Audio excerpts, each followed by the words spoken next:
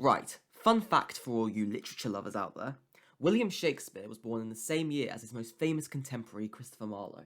And while Shakespeare worked immensely during his life, writing at least 37 plays, Marlowe wrote the grand total of 7. Why was this? Was Marlowe a paranoid perfectionist or just an utter slacker? No, the reason is because Christopher Marlowe died at the age of 29 during a bar fight. The death certificate declared his demise was an accident, but there is evidence to suggest that the truth is far more sinister. What prompted one man to stab him in the back and another in his eye? His life or his literature? This is the story of Christopher Marlowe, a man centuries ahead of his time. Marlowe was born into the same social class as Shakespeare, so by no means wealthy. However, he studied at the famous King's School in Canterbury, where his talent and potential were noticed, and he was awarded a scholarship to go to Corpus Christi, Cambridge. Now, an interesting fact is that the university didn't initially want to award Marlowe his master's degree because there was evidence to suggest that he'd skived parts of his education and travelled to Reims in France, where English Catholics were plotting to restore their version of Christianity to England. The stance of the university changed, however, when the university was visited by the Privy Council. They ordered the university to award Marlowe his degree, which has led some historians to suggest that he was working on behalf of the Queen as a spy. Later on, as Marlowe's story progresses, this possibility will appear to be rather ironic.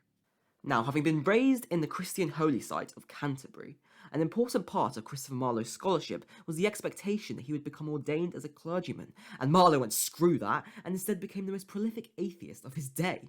His critical view on religion is presented in several of his plays, such as his first success, Tamburlaine the Great. This play is considered by several critics to be the first huge triumph on the English stage, so popular that the audience demanded a sequel to be written.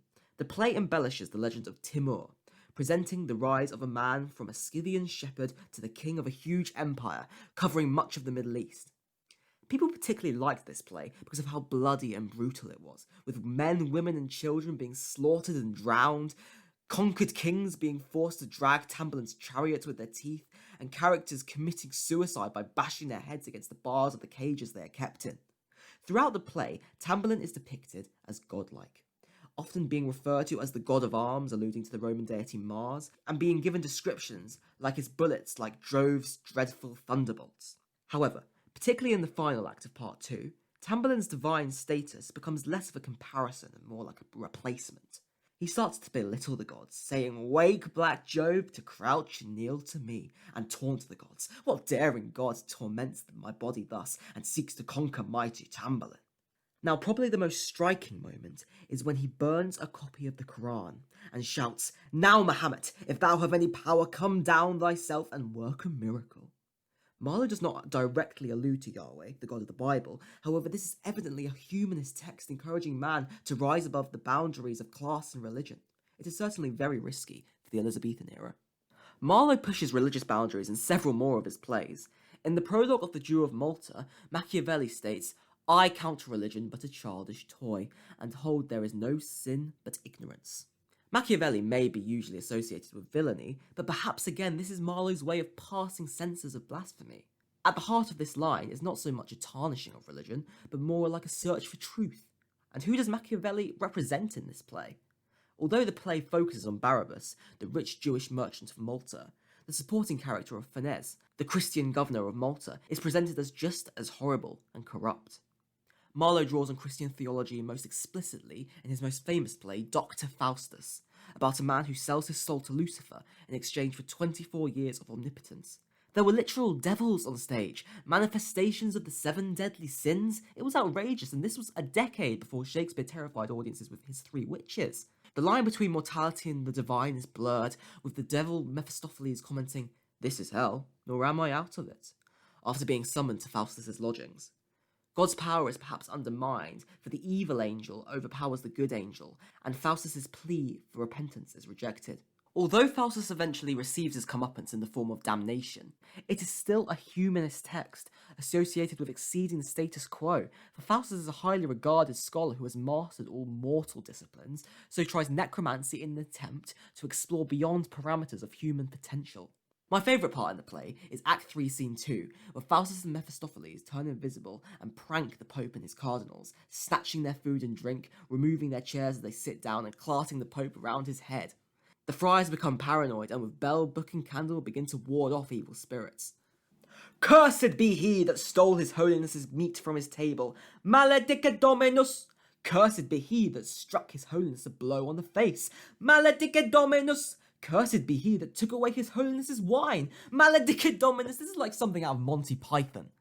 Now surely all of this is fine, because Marlowe could get away with it because he was only mocking some lousy Catholics, right? Rubbish. He was dancing on the line of the sand, certainly further than anyone else dared to go. Now, changing the subject slightly, Marlowe's history play, Edward II, was controversial for the 1590s for a different reason. Useless King Edward's closest friend is the low-born Piers Gaveston, undermining the monarchy and the God-ordained great chain of being. Furthermore, the relationship between Edward and Gaveston as well. More than just friends, to say the least. At the beginning of the play, Gaveston says, "Not that I love the city or the men, but that it harbours him that I hold so dear, the king upon whose bosom let me die." He also says, "A lovely boy in Dian's shape, and his sportful hands an olive tree to hide those parts which men delight to see." The queen becomes jealous of Gaveston, saying, "For now my lord the king regards me not, but dotes upon the love of Gaveston." He claps his cheeks, and hangs about his neck, smiles in his face, and whispers in his ears. Arguably the most homoerotic section is in Act 5, when Edward is killed. Now this has been a cause of much debate between scholars, and let's just look at the scene and try and work out what you think is going on. Lightbourne the assassin initially comforts the king, who is extremely tired from having been imprisoned. He tells him to lie down and rest, and the king lies down on a bed. Edward says, "But the grief that keeps me waiting, I should sleep, for not these 10 days have these eyelids closed. Now I speak they fall, and yet with fear open again." And then Lightbourne then sits on the bed. They speak a bit more, and he encourages him to sleep. And then Edward does get to sleep, but then keeps waking up. And then eventually Lightbourne grabs a red-hot poker and kills him. The stage direction in the script is just the king is murdered. However, with those kind of sexually menacing stuff beforehand, it's led many scholars, many historians, because it is said in the legends that this is how he died, and also many directors of theatre productions, to have the murder in a slightly more uncomfortable way. Marlowe's words on the page and the stage, and his ability to engage and enrage his associates in conversation, worried the Privy Council. Several rumours and allegations were beginning to spread about this gay, anti-monarchist atheist, and eventually the authorities were propelled to take action when the Dutch Church Libel, a document threatening Protestant refugees from France and the Netherlands to leave the country, was distributed. We cannot be certain whether Marlowe wrote the piece. Many scholars claim that it is too clumsily written for Marlowe. However, it is written in iambic pentameter, the meter which Marlowe consolidated for all future playwrights, including Shakespeare. It alluded to some of his plays, such as The Jew of Malta and Massacre at Paris, and the piece was signed off at the bottom by one name, Tamburlaine. The authorities raided Marlowe's rooms. Fortunately, he was absent at the time, but they did arrest his roommate, Thomas Kidd. Remember earlier when I said that some scholars argue that the first English theatrical success was Tamburlaine? Well, the other half of critics argued that it was Thomas Kidd's The Spanish Tragedy, which is considered also to be the first revenge tragedy. I urge you to check this play out, particularly if you like Hamlet, because Shakespeare was more than likely influenced by this play when he created The Prince of Denmark, with both writers employing meta-theatre and the feigning of madness within their plots. There's quite a few similarities. Thomas Kidd was tortured into revealing alleged claims made by Marlowe and died a few months later from his wounds. Several of these claims Kidd mentioned aligned with another man's allegations, a spy named Richard Baines, who submitted a document to Queen Elizabeth. So this document was filled with different things that Marlowe had said and written. These include that the first beginning of religion was only to keep men in awe, Moses was but a juggler and that one of Sir Walter Raleigh's men could do better than he, that Christ was a bastard and that his mother was dishonest, that Christ deserved better to die than Barabbas, and that the Jews made a good choice, though Barabbas were both a thief and a murderer, that St. John the Evangelist was bedfellow to Christ, and lead always in his bosom that he used him as the sinners of Sodom. And then he finishes off the statement in the final paragraph where he speaks about Christopher Marlowe's ways, saying, "Almost into every company he cometh and persuades men to atheism, willing them not to be afraid of bugbearers and hobgoblins." And my favourite quote of Marlowe's in the entire piece is that, "All that love not tobacco and boys were fools." So on that note, Marlowe was summoned to a meeting at Dame Eleanor Bull's house in Deptford, where he met 3 members of the Secret Service, and the tale is ended with the image of Marlowe with a knife in his eye penetrating his brain, a form of death as gruesome as any fate conceived for one of his characters. The public was told that Marlowe was the victim of an accident in a drunken bar fight, and that the murderer Ingram Fraser had acted out of self-defense, although now we can postulate who he was really defending. Was Christopher Marlowe assassinated on behalf of the Queen? Or is it just a conspiracy theory? Or is the conspiracy deeper? Some people hypothesize that in fear of being executed for engaging in and promoting homosexuality and blasphemy, he faked his own death. Some people suggest that after this orchestrated disappearance, he continued to write some great plays, like King Lear, The Tempest, stealing Hamlet from his tortured mate.